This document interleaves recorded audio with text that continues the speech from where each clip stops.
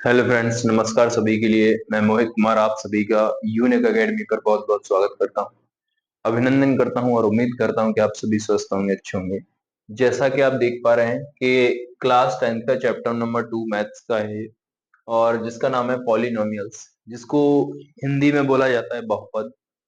और हम आज इसका इंट्रोडक्शन और कुछ एग्जांपल्स लेंगे। वो हम बोला भी है इंट्रोडक्शन जो हमने क्लास 9th में क्लियर किया है। तो बहुत चीजें हम डिस्कस कर रहे हैं और इससे पहले हमने चैप्टर 1 कंप्लीट कर रखा है। और इससे पहले भी हमने विदाउट डिजिटेड बोर्ड पे पहले भी बहुत सारा कंटेंट ऑलरेडी डाल चुके हैं, बट हम डिजिटल बोर्ड के माध्यम से कंटेंट आप लोगों तक पहुंचाएंगे। तो उम्मीद करते हैं कि सारी चीजें आप बहुत अच्छे से क्लियर कर पा रहे होंगे। तो पॉलिनोमियल है, इसका मतलब है बहुपद। बहुपद का क्या मतलब है, पहले तो ये समझेंगे बहुपद होते क्या हैं। तो बहुपद जो होते हैं, बहुत ही ध्यान से, बहुपद जो होते हैं,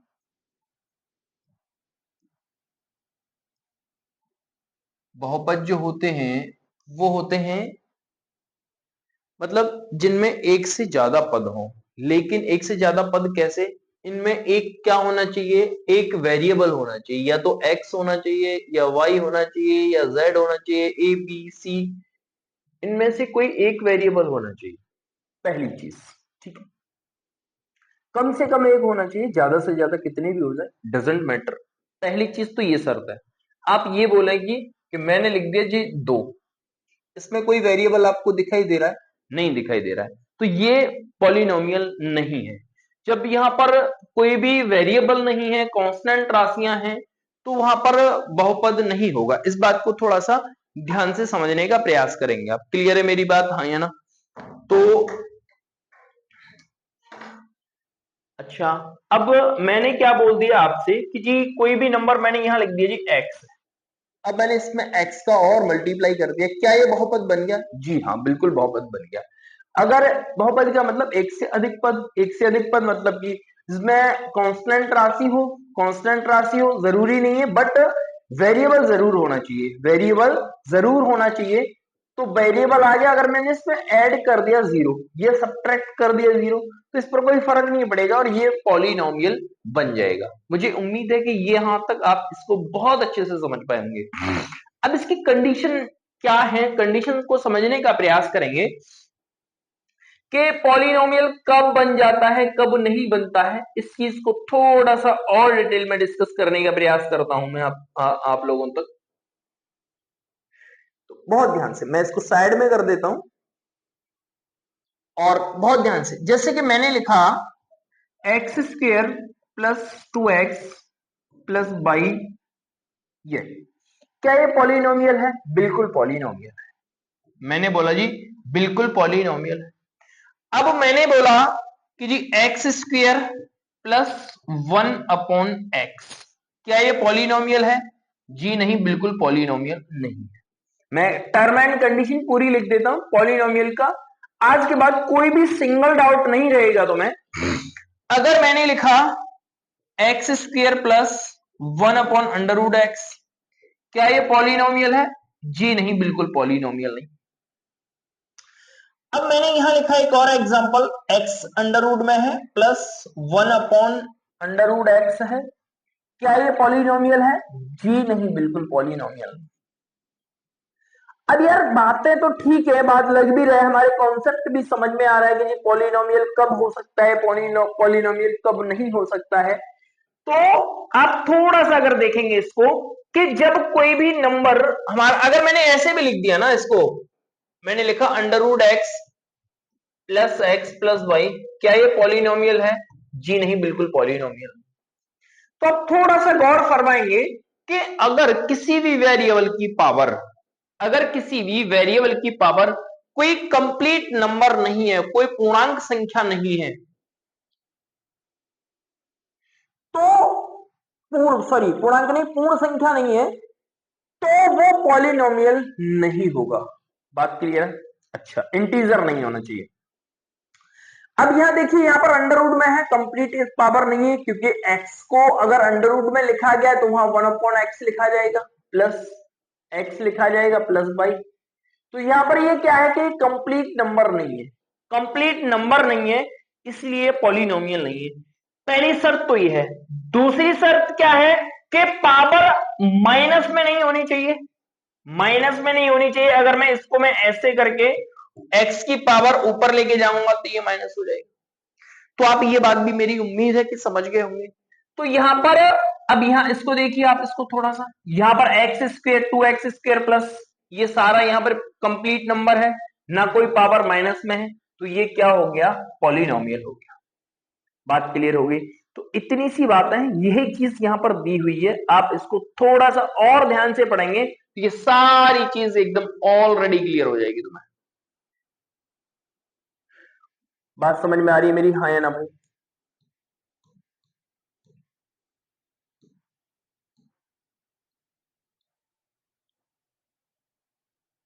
देखिए बहुत ध्यान से, ये सारी चीजों के बारे में यही बोला गया है कि जी polynomial is the variable x of degree 3 and ये वैल्यू है।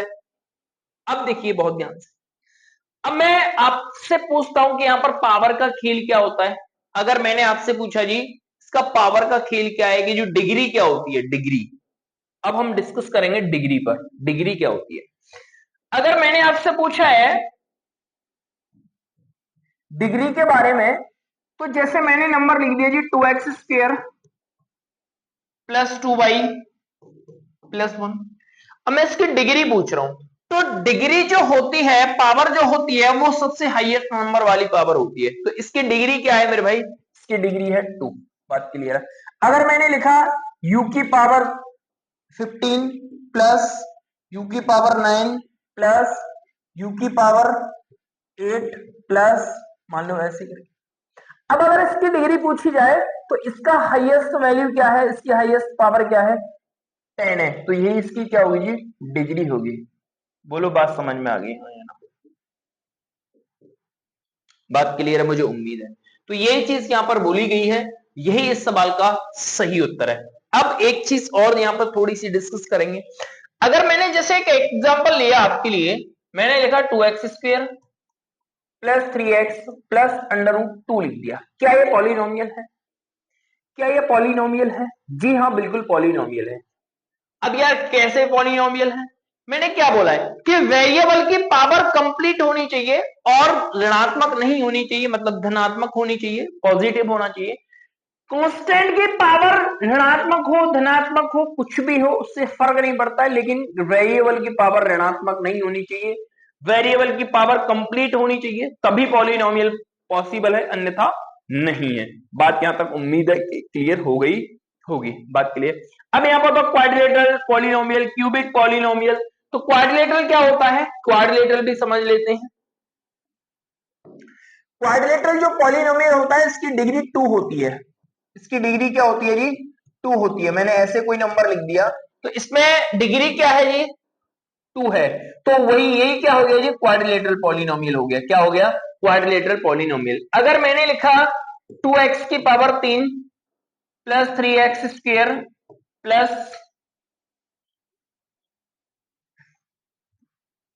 प्लस 3x प्लस 1 बराबर 0, तो ये क्या है, इसकी डिग्री क्या है, 3 है, तो ये क्यूबिक पॉलिनोमियल हो गया। बात क्लियर है, मुझे उम्मीद है बात क्लियर है ना। तो इस तरीके से इन पे सारी चीजों की चर्चा की गई है। यहां पर ये कह रहा है a polynomial of degree is 2 called the quadrilateral polynomial. अगर किसी की भी पॉलिनोमियल की पावर 1 है, अगर किसी भी पॉलिनोमियल की पावर क्या है जी, 1 है, अगर मैंने ऐसे करके नंबर लिख दिया है, अब इस पर हाईएस्ट डिग्री क्या है, 1 है, तो इसको बोलेंगे लीनियर पॉलिनोमियल। क्या बोलेंगे, लीनियर पॉलिनोमियल। इसको क्या बोलेंगे जी, लीनियर पॉलिनोमियल। बात क्लियर है, मुझे उम्मीद है बात क्लियर मेरी बात।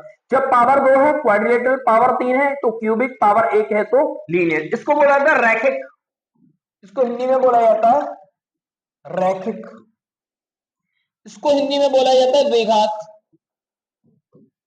और इसको बोला जाता है त्रिघात।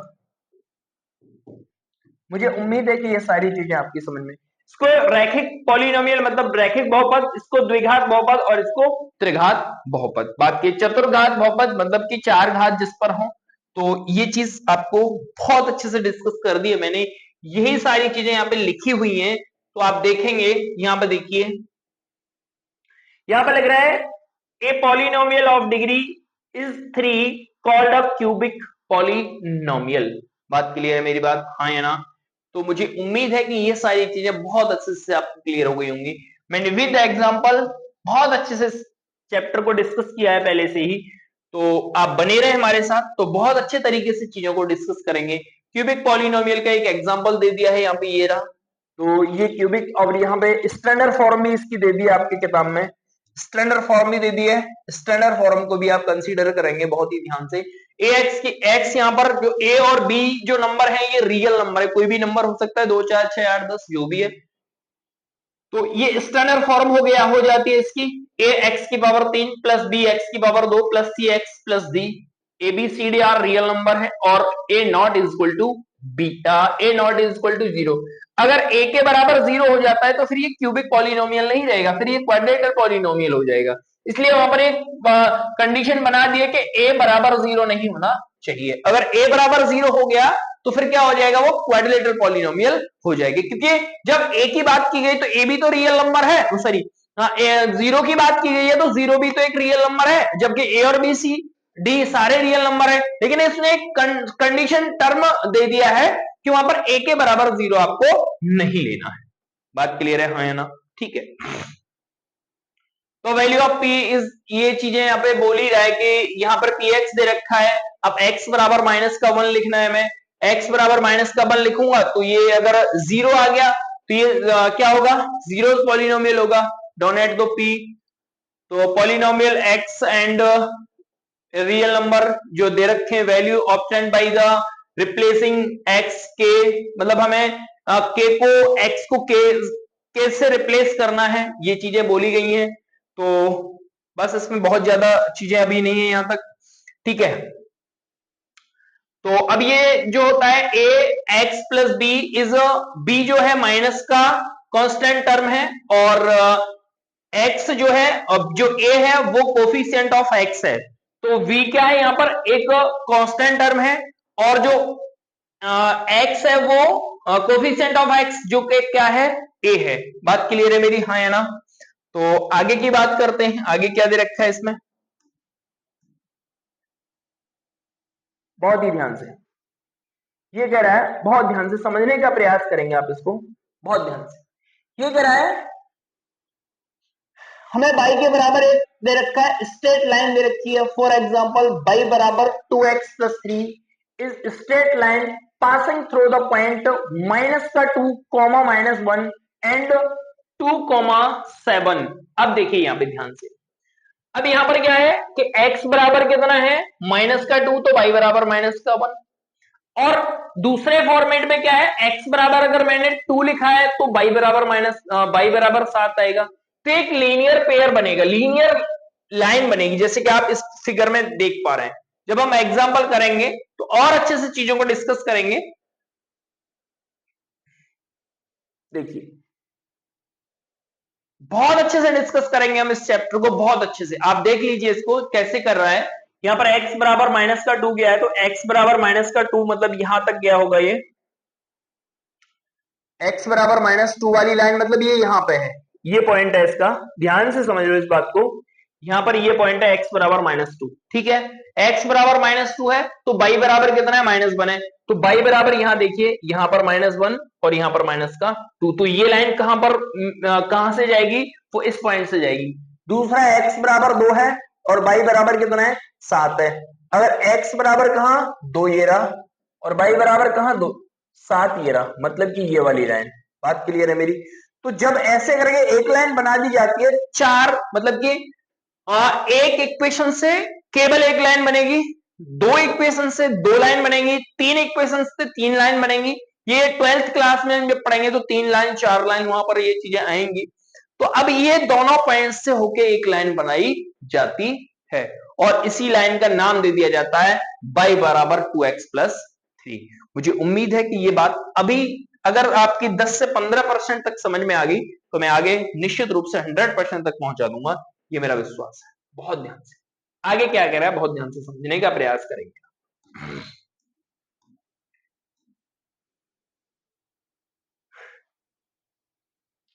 देखिए ये टेबल बनाई हुई है, इससे एक चीज और समझ लीजिए मैं क्या कह रहा हूं, बहुत ध्यान से समझना। जैसे कि आपको एक एक इक्वेशन दी हुई है, बहुत ध्यान से। अगर आपको सवाल में एक इक्वेशन दी हुई है x प्लस वाई बराबर मैंने लिख दिया 0, केवल एक इक्वेशन है और दो वेरिएबल है, क्या बोला मैंने, एक इक्वेशन है दो वेरिएबल है, तो उसके इनफाइनाइट सॉल्यूशन आएंगे, क्या आएंगे, अनंत हल आएंगे। क्या आएंगे भैया, अनंत हल आएंगे, या फिर इसको बोल सकते हैं अनेक हल आएंगे। इसके होंगे अनेक हल। बात समझ में आई? अगर वहां पर ही दो वेरिएबल दे दिए हैं और दो ही इक्वेशन दे दी हो, जैसे कि मैंने लिख दिया जी 3x प्लस 2y बराबर मैंने लिख दिया जी मान लीजिए आप 5, अपने तरीके से ले रहा हूं।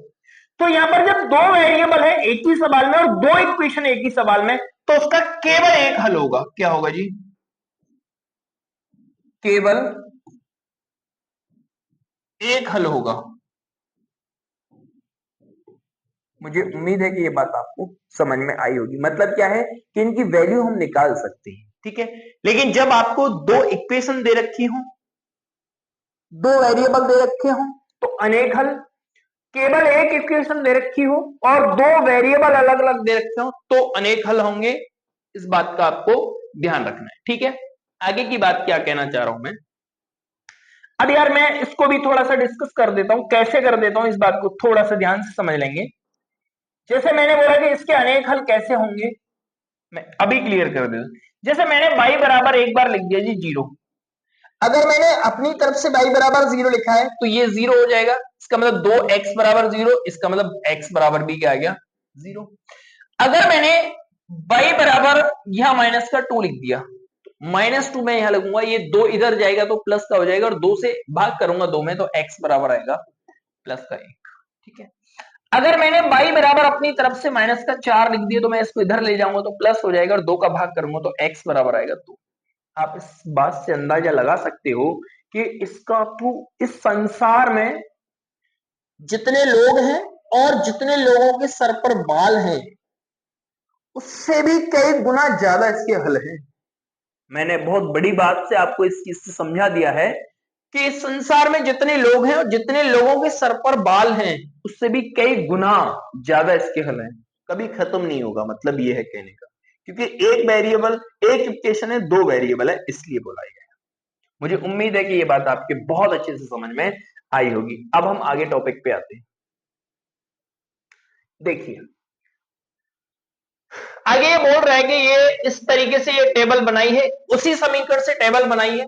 तो x बराबर अगर माइनस का 2 लिया मैंने तो y बराबर 6 आएगा, x बराबर 1 लिया माइनस का तो y बराबर 0 आएगा, x बराबर 0 लिया तो y बराबर -4 आएगा, x बराबर 1 लिया तो y बराबर -6 आएगा, x बराबर 2 लिया तो y बराबर -6 आएगा। z यहाँ पे ऊपर दोनों में पॉसिबिलिटी, ये तो यहाँ पे गलत है, क्योंकि एक सवाल में ये गलत, यहां पर ये गलत है, ये गलत है, इसको मैं चैलेंज के साथ कह सकता हूं ये गलत है। क्यों गलत है, क्योंकि एक बार x बराबर 1 लेने पर माइनस का 6 आ रहा है, तो दूसरी बार x बराबर 1 2 लूंगा तो माइनस का 6 कभी नहीं आएगा। इस बात को थोड़ा सा ध्यान से समझने का प्रयास करिए, या तो इसके लिए गलत है या फिर इसके लिए गलत। चाहे तो आप चेक करके देख सकते हैं कि किसके लिए गलत है ये, लेकिन ये गलत है जो किताब में छपा हुआ है तुम्हारे पे, ठीक है। तो मुझे उम्मीद है कि बात आपको समझ, क्यों मैंने एक ही बात बोल दी है कि जब आपको एक सवाल में दो, एक नंबर मैंने ये लिख दिया, एक बार मानना, एक बार एक चीज को, उसके लिए ये आंसर आ गया, अब तो मैंने नंबर बदल दिया तो उसके लिए सेम आंसर तो रहेगा नहीं। इस बात को थोड़ा सा ध्यान में रखेंगे। अगला, ये चीज क्लियर हो जाती है मुझे उम्मीद है, ठीक है। आगे की बात, हम ऐसा बिल्कुल एकदम with chapter, with point, with page, page तक भी हम डिस्कस कर रहे हैं, पता है तुम्हें, तो बहुत ध्यान से समझेंगे। क्या केस दे रखा है, here case graph cut x axis at two distance point A and A dash. तो देखिए यहां पर जो ए और ए डैश है वो एक्स अक्ष को 2 टाइम्स इंटरसेक्ट कर रहे हैं, मतलब काट रहे हैं, डिस्टेंस पॉइंट पर काट रहे हैं। तो देखेंगे बहुत ही ध्यान से, एक्स ये अक्ष होता है, आपको पता ही है, मैं एक बार डिस्कस कर देता हूं इस बात को भी।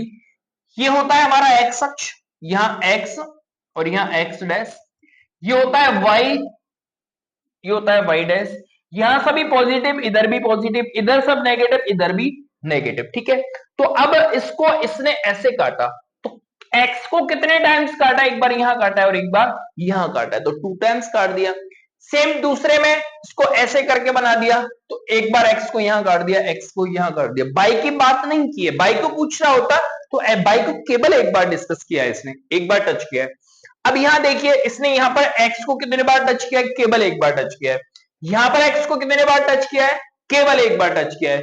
तो देखो यहां लिख रहा है, here the graph cuts the x axis at the exactly one point E, जो नीचे दिया हुआ है, to the coincident point so that to point A and A dash of case first coincident here to the become one point, जो figure में हमें दे रखा है ये वाले, इस पे कितने बार डिस्कस कर रहा है, इस लाइन को एक्स अक्ष पर केवल एक बार डिस्कस कर रहा है। मेरी बात आपको समझ में आई या नहीं आई? तो coordinate of A only zero of the quadrilateral polynomial, ये इसके आगे की बात करेगा, आगे क्या कह रहा है इसको देखेंगे बहुत ही ध्यान से।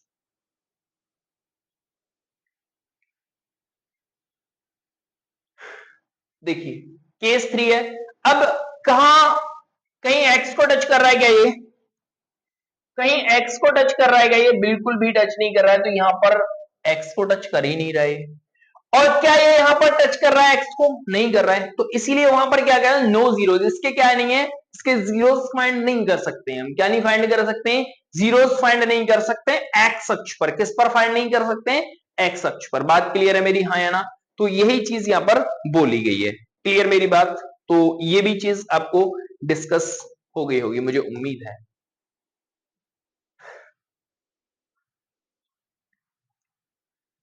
अब देखेंगे, अब देखो एक्स अक्ष पर एक बार यहां, दूसरा यहां, तीसरा यहां, तो एक्स अक्ष को कितने बार डिस्कस कर रहा है, ये 3 बार कर रहा है। अब देखो एक बार यहां, एक बार यहां, 3 बार ही यहां कर रहा है, एक बार यहां, एक बार यहां, इसको यहां 2 बार कर रहा है, ठीक है। तो ये ग्राफ हमें दिया हुआ है, और एक्स को कितने टाइम्स टच कर रहा है इसके बारे में मैंने आपको बता ही दिया है। अगला सवाल क्या कहता है आगे देखेंगे।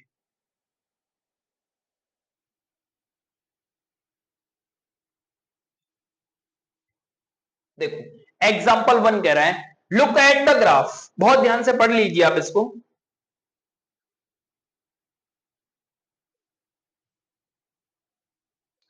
बहुत ध्यान से look at the graph figure 2.9 given below, each in the graph of y is equal to px, where px is the graph, px is the polynomial. For each graph find the value of number of zeros of px। इसका मतलब है कि px के लिए number of zeros निकालने हैं। क्या निकालने हमें, नंबर ऑफ जीरोस निकालने px के, p अक्ष के लिए, p एक्सिस पर। तो देखो यहां पर p x को कहां टच कर रहा है, केवल इस वाले पॉइंट पर टच कर रहा है, तो नंबर ऑफ जीरोस क्या हो गए, 1 हो गया। यहाँ पे क्या हो गया जी, 1। नंबर ऑफ जीरोस क्या हो गए, 1। अब यहां पर x को कितने टाइम्स टच कर रहा है, एक बार यहां कर रहा है, एक बार यहां, तो नंबर ऑफ जीरोस क्या हो गए, 2। नंबर ऑफ जीरोस क्या हो गए इसके, 2। अब देखिए यहां पर एक बार, 2 बार और ये 3 बार, तो x को कितने टाइम्स टच कर रहा है, 3 टाइम्स, तो नंबर ऑफ जीरोस कितने हो गए, 3 हो गए।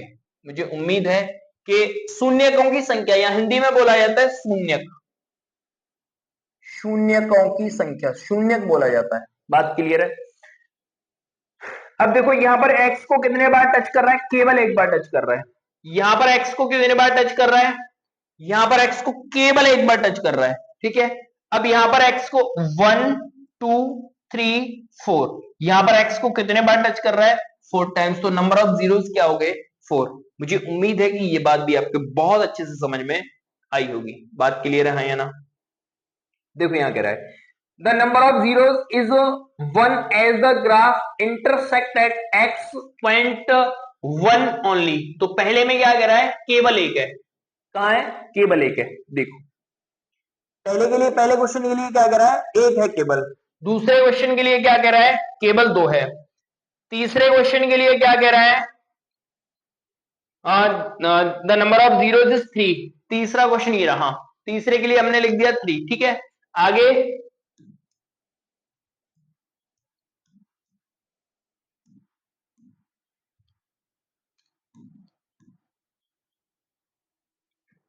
चौथे में एक होगा, इसमें एक होगा, उसमें देखो चौथे में है एक, तीसरे में भी एक है, और चौथे में क्या, पांचवें छठवें में क्या है, 4 है। तो देख लीजिए आप, छठवें में क्या था, हमने अभी क्या क्या लिखा था, नंबर ऑफ जीरो, देखो ये लिखा हुआ है 4, ठीक है ना। तो मुझे उम्मीद है कि ये बात भी आपके बहुत अच्छे से समझ में आई होगी, ठीक है। आगे की बात क्या है, एक्सरसाइज आ जाती है सेम, ये मान लीजिए इसको ही कॉपी पेस्ट कर दिया है, पहले वाली जो एग्जांपल में जो दे रखा है इसको ही कॉपी पेस्ट कर दिया है, सेम सवाल है। यहाँ कह रहा है द ग्राफ पी, बिल्कुल डिट्टो है, यहाँ पर एक्स के ही बारे में पूछा गया है, तो बिल्कुल सेम लैंग्वेज भी आपको दिखाई दे रही होगी, सेम लैंग्वेज भी यूज की गई है इसके लिए, और फिगर भी लगभग सेम है, बस थोड़ा सा अंतर है, वहां पर जो नंबर ऑफ जीरोस थे वो अलग है, यहाँ पर नंबर ऑफ जीरोस थे वो अलग है। देखो यहां पर क्या कह रहा है, यहां पर कहीं एक्स अक्ष को टच कर रहा है, नहीं, तो no number of zeros, no number of zeros. यहां पर एक्स अक्ष को एक बार टच कर रहा है तो 1 नंबर ऑफ जीरोस। बात क्लियर?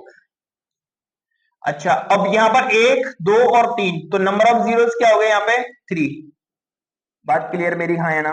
यहां पर नंबर ऑफ जीरोस 2, क्या हो गए 2, और यहां पर 1 2 3 4, तो यहां पर नंबर ऑफ जीरोस क्या हो गए 4। बात क्लियर है? अब देखो यहाँ 1 2 और ये 3, तो नंबर ऑफ जीरोस क्या हो गए यहाँ पे 3, और इसी के साथ में ये एक्सरसाइज हो जाती है कंप्लीट। मुझे उम्मीद है कि ये बात आपको समझ में आई होगी। अब देखिए ध्यान से, ये कह रहा है relationship between zeros and the coefficient of polynomial. इसका मतलब है कि किसी भी पॉलिनोमियल के कोफिशिएंट मतलब गुणांक, गुणांक और शून्यकों के बीच क्या है, संबंध। इसकी हिंदी समझ लीजिए आप, इसकी हिंदी क्या कह रहा है, गुणांकों और शून्यकों के बीच संबंध। यहां लिख रहा है गुणांकों और शून्यकों के बीच संबंध।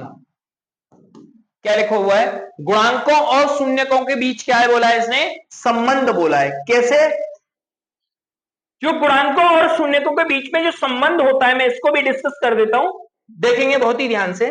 जैसे मैंने क्वाड्रेटिक पॉलिनोमियल लिखा है ax plus b x plus c बराबर कोई भी स्टैंडर्ड फॉर्म ले ली हमने 0। बात क्लियर है मेरी, हाँ है ना। तो बहुत ही ध्यान से समझने का आप प्रयास करेंगे। तो ये क्या होता है, ये होते हैं दो शून्यक, जीरोस। जीरोस जो होते हैं अल्फा एंड बीटा होते हैं, क्या होते हैं, अल्फा एंड बीटा। और सम ऑफ जीरोस क्या होता है, अल्फा प्लस बीटा बराबर होता है माइनस का बी अपॉन ए। क्या होता है, माइनस का बी अपॉन ए। और alpha into beta product of zeros क्या होता है, सी अपॉन ए। बात क्लियर हो गई मुझे उम्मीद है। आपके सिलेबस में केवल इन पर ही डिस्कस किया है, पहले आगे भी क्वाड्रिलेटरल था और एक क्यूबिक था, तो वहां पर भी चीजें आती थी, लेकिन यहां पर ये रिड्यूस कर दिया गया है। तो यहां पर केवल तुम्हारे में अब फिलहाल इतना ही आ रहा है कि alpha plus beta product of sum of zeros minus b upon a, यही संबंध होता है। ये तो हो गए यहाँ पे जीरोस और ये हो गए यहाँ पे कोफिशिएंट। बात क्लियर है? तो यहीं पर ये लाइन बोली गई है। मुझे उम्मीद है कि ये बात आपकी बहुत अच्छे से समझ में आई होगी। बात क्लियर है या ना?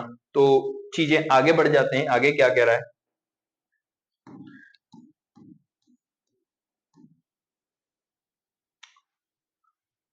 देखिए यहां पे कह रहा है सम ऑफ जीरोस बोला है मैंने अभी, सम of zeros coefficient of x मतलब कि बी, और upon coefficient of x square मतलब कि ए, ठीक है। Product of zeros constant term मतलब कि सी, और constant term coefficient of x square मतलब कि ए। इसका मतलब मैंने ऑलरेडी आपको बता दिया है। बात क्लियर है? ऐसे ही सेम यहां पर चीजें बोली गई हैं। अब आगे चल के हो सकता है इसमें और भी अच्छे से आपको बताने का, ये रहा आपके फॉर्मूला जो मैंने ऑलरेडी आपको अगले 2 मिनट पहले, 1 मिनट पहले डिस्कस कर दिया है। देखिए अल्फा प्लस बीटा बराबर माइनस का बी अपॉन ए, और अल्फा इंटू बीटा बराबर माइनस का सी अपॉन ए।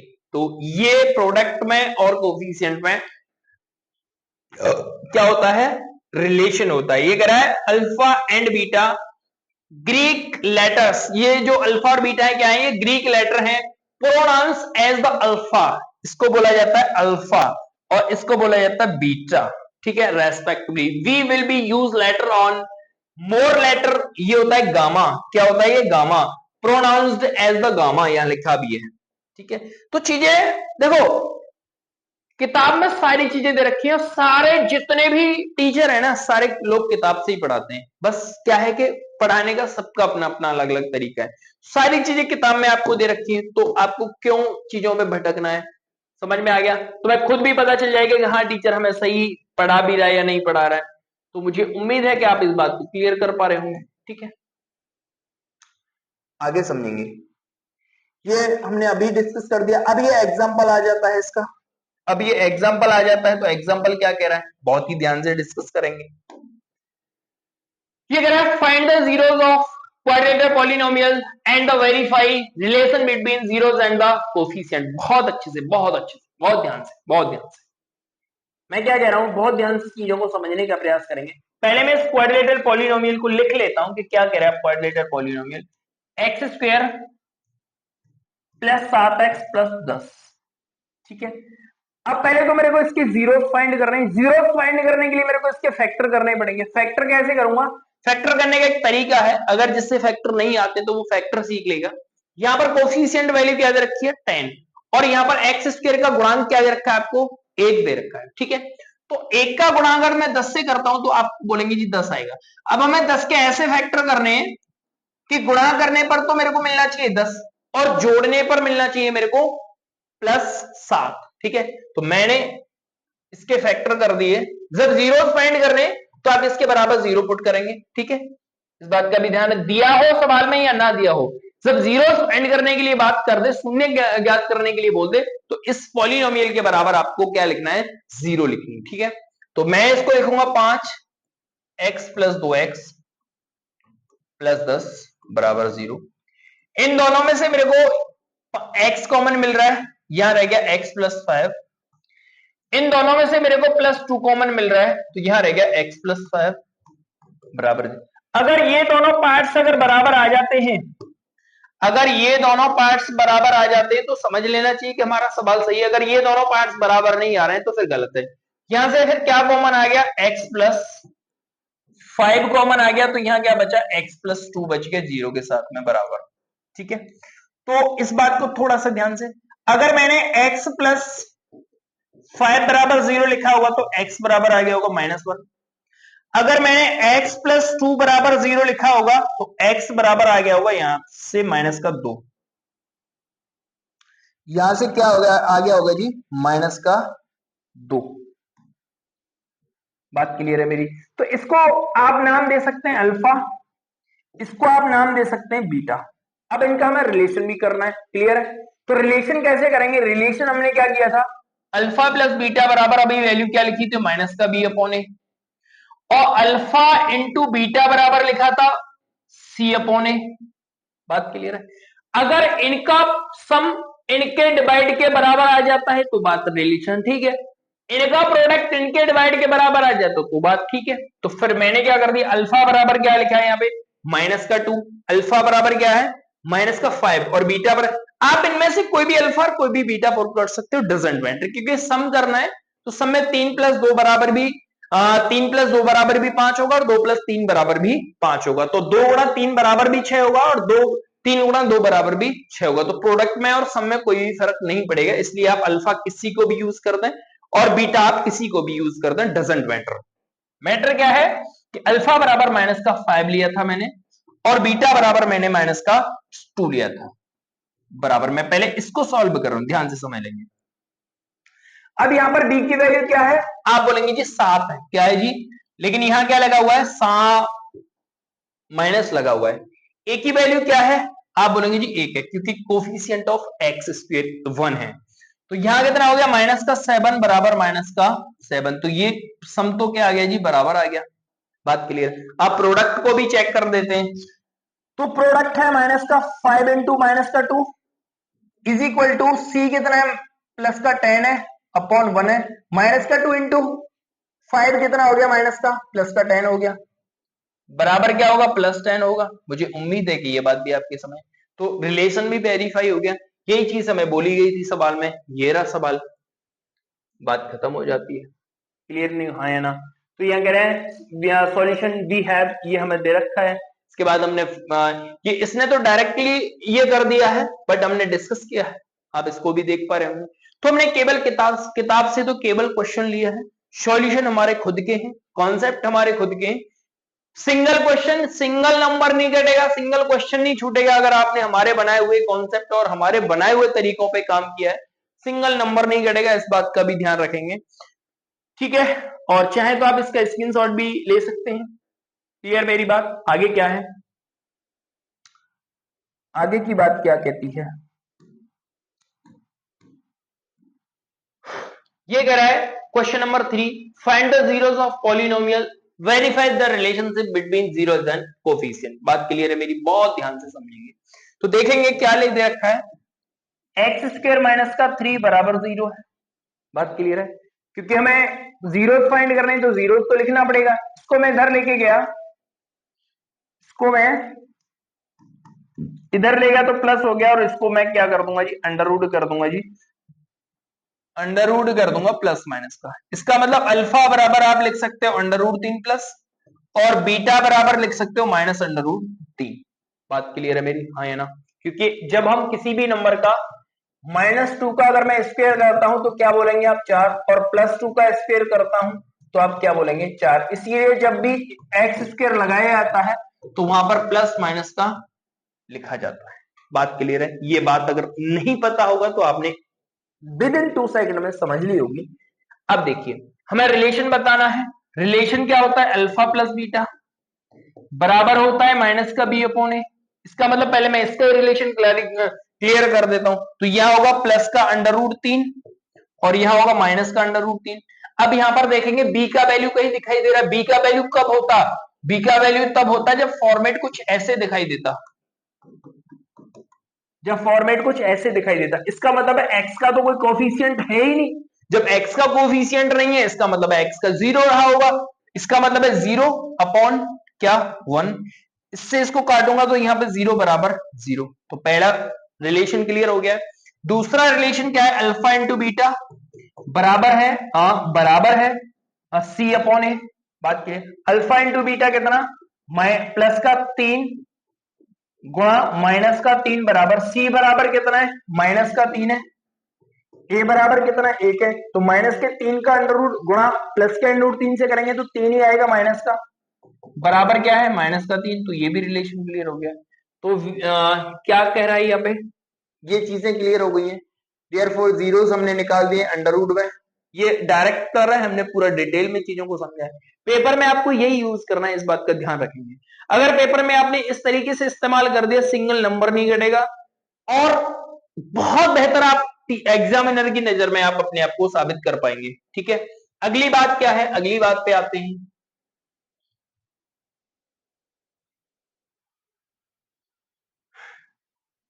ये कह रहा है find the quadratic polynomial the sum and product whose the zeros इतना। बहुत अच्छा, बहुत अच्छा।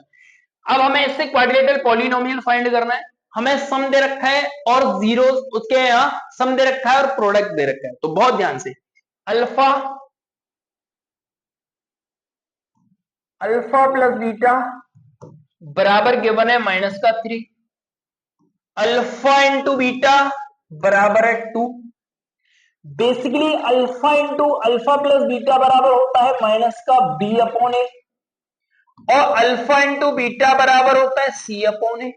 बहुत ध्यान से, दुनिया का सबसे आसान तरीका बताऊं। आप इसके नीचे 1 पुट कर सकते हो क्योंकि सबके नीचे 1 का डिवाइड हो रहा होता है।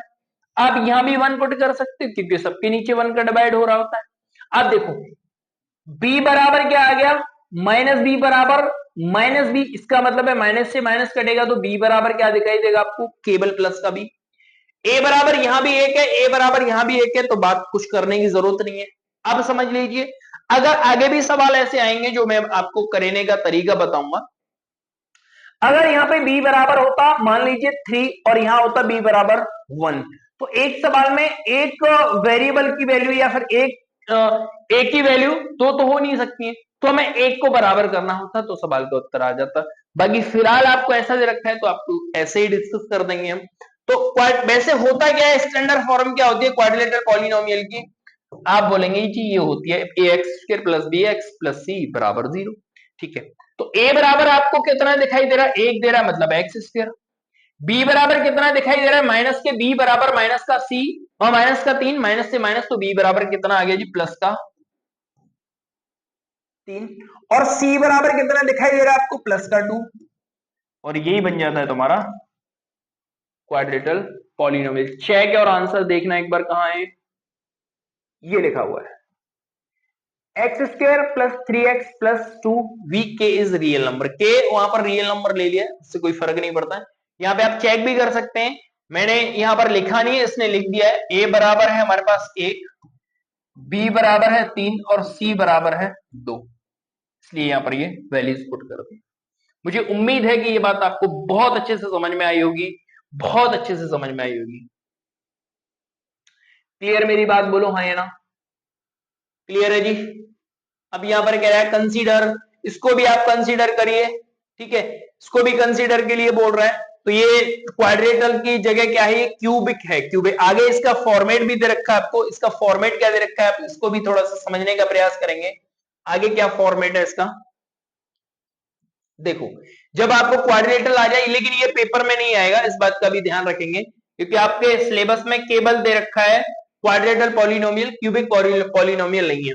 क्यूबिक पॉलिनोमियल नहीं है, बट इसको हम डिस्कस कर लेंगे जब बुक में दे रखा है। तो फॉर्मेट स्टैंडर्ड होता है ax की power 3 bx² cx plus a बराबर ओ मास्टर,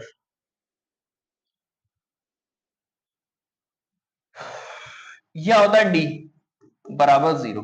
ठीक है, तो alpha plus beta plus gamma, alpha plus beta plus gamma बराबर सेम है माइनस का b/a, मतलब कि सम ऑफ जीरोस। अब है जी alpha beta plus beta gamma plus gamma, alpha बराबर होगा c/a, और सबका प्रोडक्ट क्या होगा, अल्फा बीटा और गामा का जो प्रोडक्ट होगा वो होगा माइनस का d/a। बात क्लियर है, मुझे उम्मीद है। तो ये सारी चीजें आपकी बुक में भी दे रखी हैं, मैंने भी डिस्कस कर दी है, तो आप इस बात को थोड़ा सा ध्यान से समझने का प्रयास करेंगे। बात क्लियर है मेरी, हाँ या ना। अब ये कह रहा है verify the zeros of cubic polynomial, ये हमें क्यूबिक का पॉलिनोमियल के ये जीरोस दे रखे हैं और ये क्यूबिक पॉलिनोमियल दे रखा है, and verify relation between the zeros and the coefficient of this. हमें इसके जीरोस और कोफिशिएंट का रिलेशन क्लियर करके बताना है। तो आपको क्या करना है, मैं आपको इसको SW में देता हूं, उसके बाद में यहाँ पे लिखा भी है, यहाँ क्या लिखा हुआ है, not from examination point of view, ये एग्जामिनेशन के पॉइंट ऑफ व्यू से नहीं है, ठीक है ना, बट फिर भी हम डिस्कस करेंगे। मैं आपको कॉन्सेप्ट समझाने का प्रयास कर रहा हूं। ये हमें अल्फा दे रखा है, ये हमें बीटा दे रखा है, ये हमें गामा दे रखा है, ठीक है, ये हमें ए दे रखा है, ये हमें बी, और ये हमें सी, और ये हमें डी, बस इनमें लिखना है तीनों में, यहाँ अल्फा बीटा गामा, यहाँ ए और बी, यहाँ अल्फा बीटा गामा, यहाँ ए और बी, यहाँ अल्फा बीटा गामा ए और बी, ये सारे ही बराबर आएंगे। अगर ये बराबर आते हैं तो ये बात ठीक है, अन्य अगर नहीं बराबर आते तो ये बात गलत है, ठीक है ना। तो मुझे उम्मीद है कि ये बात आपकी बहुत अच्छे से समझ में आई होगी। अगर ये नहीं होती है तो आप कमेंट बॉक्स में बता सकते हो मेरे को कि सर आप इनको डिस्कस कर दीजिए, तो मैं इनको डिस्कस कर दूंगा और बात खत्म हो जाएगी। अब देखिए ये कह रहा है, ये एक्सरसाइज आ जाती है 2.2, इसको हम कल खत्म कर देंगे अगली वीडियो में, मतलब अगली वीडियो में खत्म करेंगे। तो आज की क्लास बहुत ही बेहतरीन हुई, मुझे उम्मीद है मैंने हर चीज को बहुत डिटेल में डिस्कस किया, एक्सरसाइज 2.1 को भी खत्म किया, सारे एग्जांपल्स को भी खत्म किया। तो ये क्लास जो चलने वाली है विद एग्जांपल, विद क्वेश्चन, ऐसा सिंगल क्वेश्चन नहीं होगा जिस बुक में जो आपको दे रखा होगा वो हमने टच नहीं किया होगा, ठीक है। तो बने रहे, हमारे साथ जुड़े रहे, और अपने जो साथी हैं जो क्लास 10th में अभी आए हैं उनको अभी से बोल दीजिए कि यूनिक एकेडमी प्लेटफॉर्म पे बहुत बेहतरीन अंदाज में, बहुत बेहतरीन तरीके से, विद एग्जाम्पल, विद कॉन्सेप्ट, बहुत अच्छी चीजों को डिस्कस किया जा रहा है। Thank you, thanks for watching, meet you again, Radhe Radhe.